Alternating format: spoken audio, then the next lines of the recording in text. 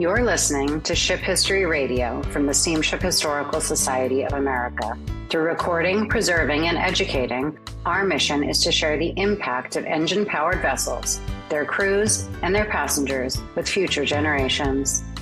To learn more about our organization, visit sshsa.org. My name is Amy Bachari, and I'm the Education Director. And today we're going to be learning about student ships and speaking with Paul Klee. Hi, Paul. How are you today? I'm just fine. Thank you for joining us. Tell us a little bit about yourself. I was born in 1944. I was brought up in Connecticut, but in my teenage years moved to New York City. And it was in New York City that I became quite fascinated by the ships that were coming in and out of the then known as the North River, which was the Hudson River. And that stayed with me my entire life. As a child or as a young teenager, I took several trips across the Atlantic with my family, and that I think also kindled my interest in ships. In fact, I know it kindled my interest in ships. So they work very well together as childhood and teenage interests of mine. Can you talk a little bit about when you decided to take a student ship and sort of what were the circumstances around that, maybe your college experience? I did the student sailings in 1962, and I was only 17. And I was between high school and college. I was going to be an entering freshman. And I decided less about taking a student ship per se and more about wanting to go bicycling in a hostling group run under the auspices of the National Student Association. And they offered the student sailing as a way of crossing the Atlantic for less than it would have cost, certainly by airplane in those days, and even by ship. So it was just serendipitous that I ended up taking a student ship because, as I say, it was part of the offering.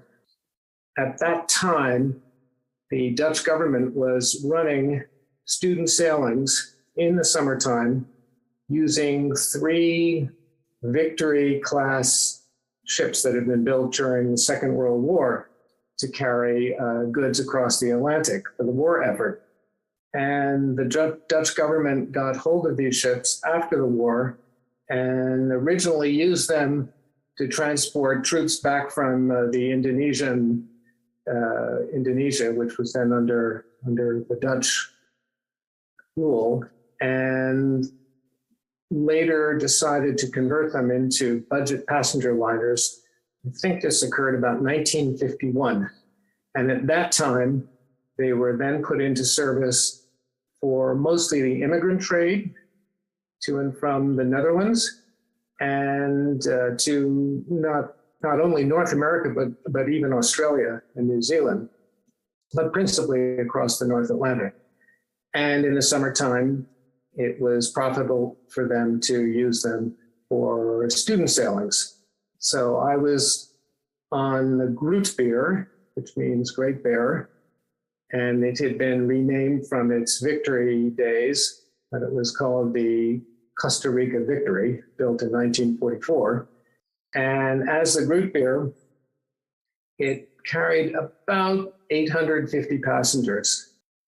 And we were students mostly, plus professors who were doing stints abroad. Some of the students were going just for the summertime, like myself.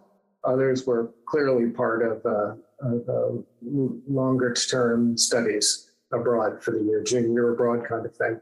And the professors were also joined by kind of a technical staff that dealt with programming and recreation and other activities. So they weren't necessarily academics, but they were people who might have been specialized in those particular areas.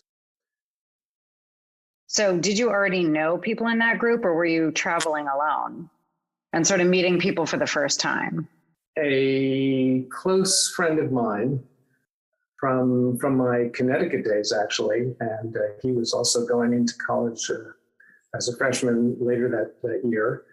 And I decided to do this together. And we joined this group of students, most of whom were from the West Coast. And I can't remember overall how many people we were. I would guess about a dozen. So we met for the first time just before, probably at some kind of an orientation session just before boarding, or perhaps that was on board, and traveled together on the Groote Beer to Rotterdam. Then that was followed by, I think, a trip of about, I'm guessing, 5 or 6 weeks. And then we returned from Rotterdam back to New York. And in those days, Holland, the ship was managed by Holland America Line, but it was actually running under the banner of its own company. It's called Transocean Steamship Company. And it was an entity of the Dutch government. So it was basically a government-run ship managed by Holland America. Can you talk a little bit about what life was like on board the ship? So let me give you my first impression on getting on the ship. And that I kind of adds as a kind of overview of what the ship itself was like and shipboard experiences. This was, as I said, a converted Victory merchant ship. It was pretty basic, although, as I had said earlier, it was rebuilt to carry passengers in 1951. So it was meant to be a passenger ship and not a merchant ship, a freight carrying ship. But even so, it was pretty austere. I had traveled, as I mentioned earlier, as a boy across the Atlantic. My family on several occasions lived abroad. We lived abroad. My father's work enabled us to do that. And in those days, and I'm talking now the early to late 50s, 1950s, depending on when we would go abroad, we traveled on rather sizable ocean liners. The French line Liberté, the SS United States, the Queen Elizabeth, the old Queen Elizabeth, and so forth. And even the smallest ship, the Flandre of the French line, even that at 20,000 some odd tons was double the size of the Groote Beer. And the larger liners were 80,000 tons, 80,000 plus tons, like the Queen Elizabeth. So I can very distinctly recall arriving in Hoboken, and I might add by ferry, because in those days there was a regular ferry between Lower Manhattan and the piers in Hoboken. And I can recall seeing the ship that I was about to spend 10 days on and thinking, this is so small. It just seemed tiny to me. So my first impression was actually not a particularly favorable one, because I had been spoiled by traveling on grand ocean liners.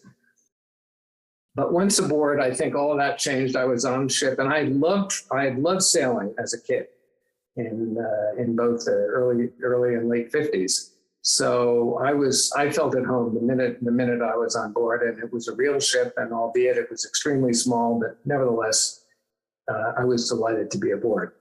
There was a very, very extensive program of activities that were laid on for the students. I do recall availing myself of many, many opportunities to learn a little Dutch. I actually took a little basic Dutch lesson. There were travel lectures. There were lectures on political topics. In addition, there were recreation possibilities.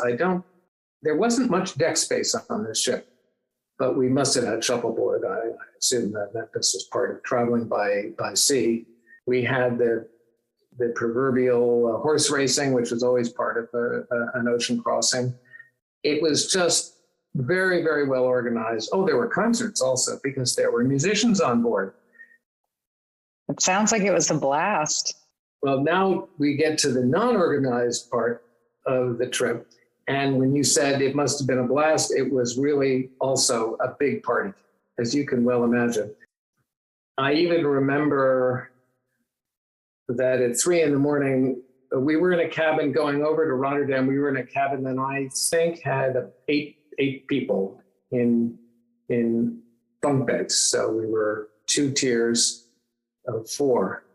And at 3 a.m, I remember suddenly there was a party going on from some other people, or one of the people from our cabin brought back other students, and people were partying. And I even then I still liked a good night's sleep, but I think I joined the party at that point because what could I do? It was in my cabin. So that's kind of one of the experiences that I recall. And that brings me to the topic of alcohol, because I was only 17, and one of the things that really stood out in my mind was that I could go up to the bar and order a Heineken beer.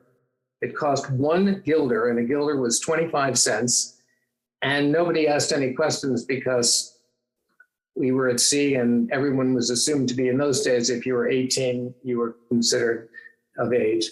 And I remember what a thrill it was that I could just legally, at least on board the ship, order a beer.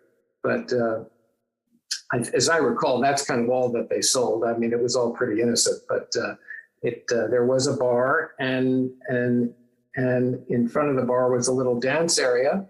And among the other activities, of course, there was dancing in the evening. And I remember, don't laugh, twisting, doing the twist to Chubby Checker, to a Chubby Checker record, because twisting was all the rage. It was probably, I'm trying to think if we probably also had, the guys probably had Madras jackets, because that was all part of it. I think I must have had one of those on that particular trip, though it's hard to imagine stuffing them in saddlebags on a bicycle later on. But I in those days, life was more formal, and I don't think you would travel without a jacket, and I probably had a mattress jacket too. But I do remember doing the twist. That was that was a lot of fun. So we had a great time. I would say, because it was such a small ship, there wasn't really great opportunity for exercise. I mean, there were a lot of obstructions because it was built originally as a cargo ship, and there just wasn't that much deck space. And they had added a deck in the conversion to a passenger liner in 1951. And that probably took some of the deck space that would have been both forward and aft in the days as a merchant liner. So there was really, it was pretty cramped. And there were, I think, a number of people who went eastbound. They had their 10 days at sea. It's a long time to cross the Atlantic on a ship that's only like 9,600 tons. And they opted to return either by an express liner, as they were known, the big liners that could cross the Atlantic in 5 or 6 days. And of course, they had to pay extra for that, or perhaps they flew home. So it wasn't everybody who did the round trip, but for me, it was not a problem. And incidentally, the ship had a reputation for rolling quite a bit. And of course, it would pitch up and down a little bit as well. But it didn't roll that much because we had mostly calm weather on the eastbound voyage. You talked about what the cabin was like, how you had to share the cabin with, I guess 7 other people. Can you talk a little bit, maybe describe some of the other places on the ship? Like what did the other public rooms look like, and the dining room, and maybe what was the food like? Did that differ? I know you mentioned just the site of the ship and it being so much smaller than the previous ocean liners you had taken. Did those spaces also, were they a little smaller or less, I don't know what the word I'm looking for is, yes, less fancy, I guess, to put it nicely? The cabin going over to Rotterdam on the eastbound voyage, as I said, held, I think, 2 tiers of bunks of, 4 tiers of, we were 8. And there would have been a couple of wash basins in the cabin, and that was all. It was pretty low down in the ship. And so we had a closed porthole, which meaning they just, it couldn't be opened because it was too near the waterline. So it was pretty dark, and in that sense, rather uninviting. But when you're 17, it just didn't matter. It just didn't matter.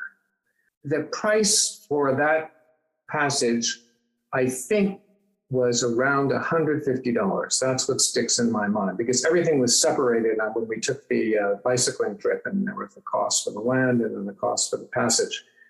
On the return voyage, it was $175. And for that extra $25, my friend and I think two other people shared what was essentially a much more private cabin. And we were higher up on the ship, so our porthole presumably looked out over the deck itself. It wasn't in the hull, as I recall. It was in the superstructure. So that was much, much nicer. I do remember thinking, well, this is a lot better, and I wished that I'd had that going over, but it didn't at the time. You know, what you don't have, you don't miss. And then once you get used to something better, then you don't want to go back. So I was happy to have the better accommodation, and I didn't miss it on the way over, because I don't think I even knew that it existed. And presumably, in retrospect, obviously some of the professors and some of the authors and musicians probably had similar cabins to the one that my friend and I shared with presumably one or another person. As for public accommodations, well, you just can't compare it with the ocean liners. It was austere, and it was quite small. I mean, you're talking about a ship that just didn't have the width, the breadth of the large liners, and so the rooms themselves weren't very wide. I do remember spending quite a lot of time in the ocean bar, because it was also kind of the lounge and had the dance floor. It was reasonably light and airy, and that was a nice place to hang out. But of course, we were 850 people, and that one space was always quite crowded, I'm sure, day and night.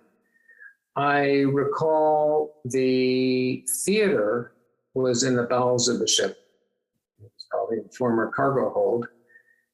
And also down, and was quite small, and you did feel the motion of the ship down there much more than up top, even though that sounds counterintuitive, because you would think the roll would be more evident at the top. But I do remember that there was a lot of motion down in the theater.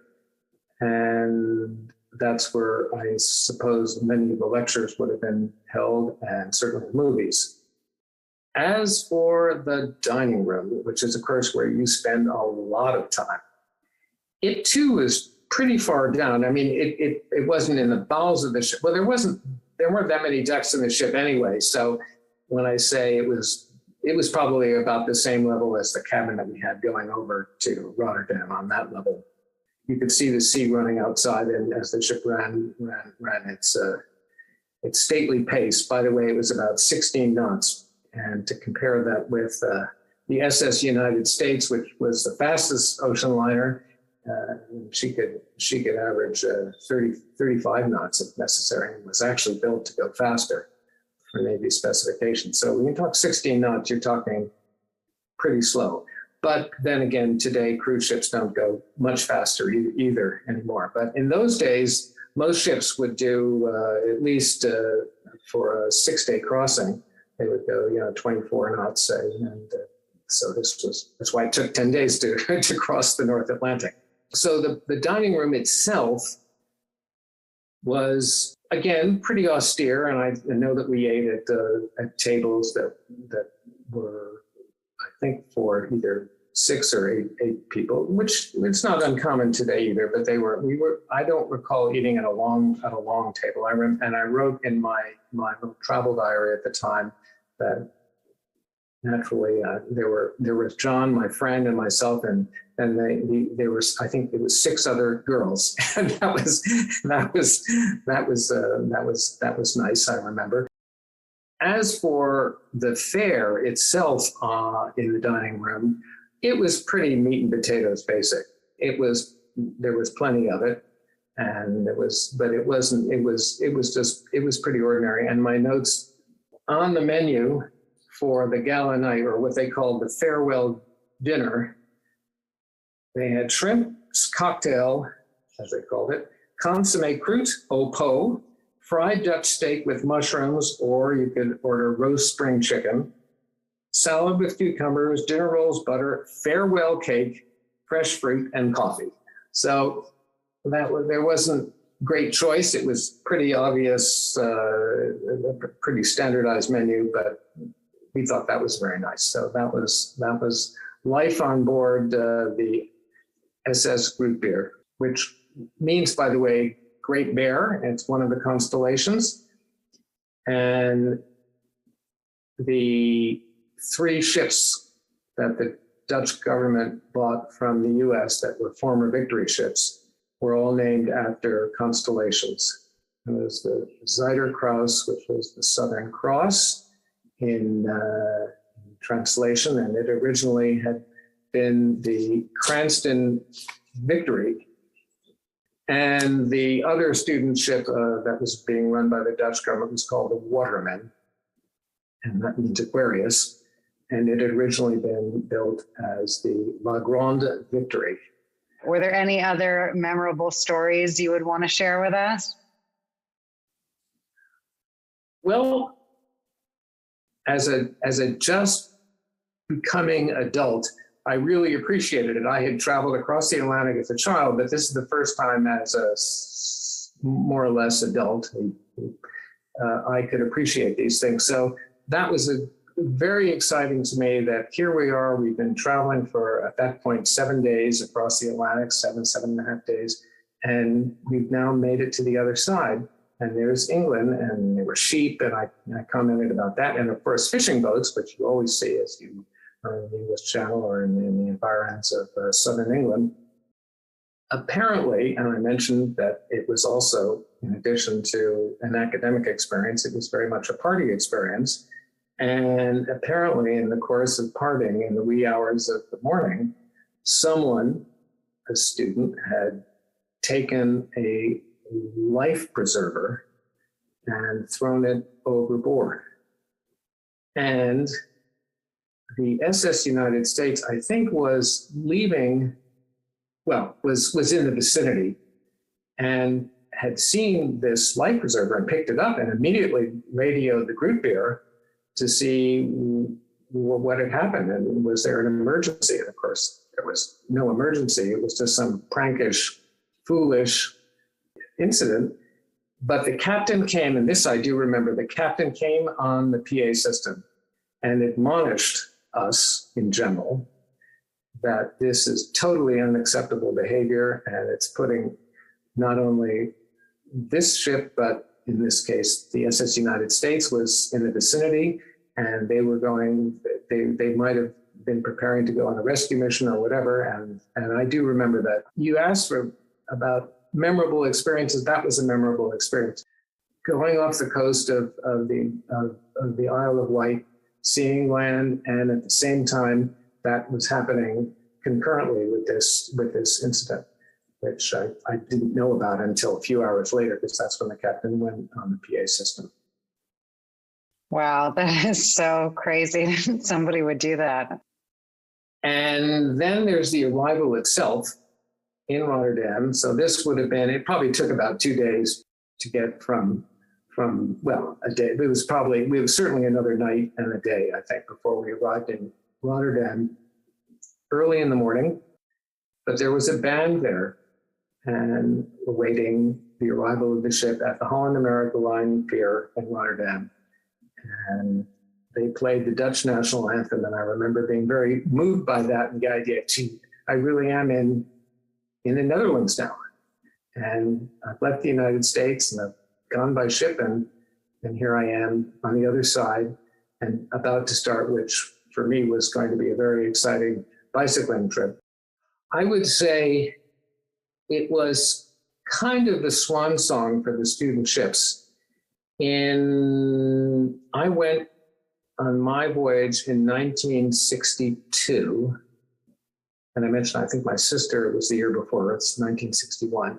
And I think they stopped those voyages in 1963.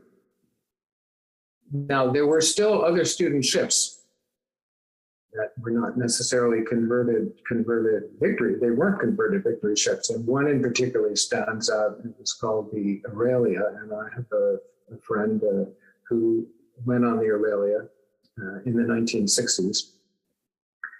But between the immigrant trade either drying up to those particular countries where people wanted to immigrate to, and then more importantly, the fact that once jets came on the scene, that pretty much put it in both to immigrants traveling by sea and, of course, especially passengers going abroad for the summer. That really all was starting to take place in the 1960s in a big way. I think the famous year when more people traveled by plane than ship was 1958 already. So by 1962, it was clear that this was not the way to go anymore. But there was still lots of passenger traffic across the North Atlantic and still to some extent elsewhere in the world. I didn't travel again until France. That was in 1973. Yeah, so it was 11 years later. And subsequently took the QE2, and then as a ship lover, I've been on Queen Mary 2. Always line, what I still refer to as line voyages across the Atlantic from point A to point B. Not a cruiser. I've done a few cruises kind of by default. I mean, it's not they're marketed position cruises as a way of crossing the Atlantic, but they're really cruises. So point to point really is only available now on the Queen Mary 2, and that's something we've done a few times. So I'm a ship lover and have been ever since, as I say, I boarded the Liberté as a 7-year-old.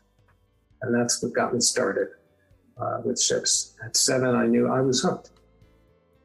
Do you have any last thoughts? It, in a sense, was a unique set of voyages. There was never anything I did subsequently that quite matched those 2 student crossings over and back. For all the reasons that I mentioned. I mean, it was the only time I took a ship that really had been built for another purpose, that had been converted. And it was the only time I found myself in a situation with many other students like myself, people of my own age, where we participated and did a lot of things together. So the studentship was part of being a student, and part of student life. And the ship itself was a lovely experience. The ship experience was a good one. Thanks for tuning in to Ship History Radio. We hoped you enjoyed hearing about Paul Klee's experience on a student ship. Visit shiphistory.org/ships to view more oral histories on this topic. This episode was produced by the Steamship Historical Society of America. You can learn more about our organization at sshsa.org.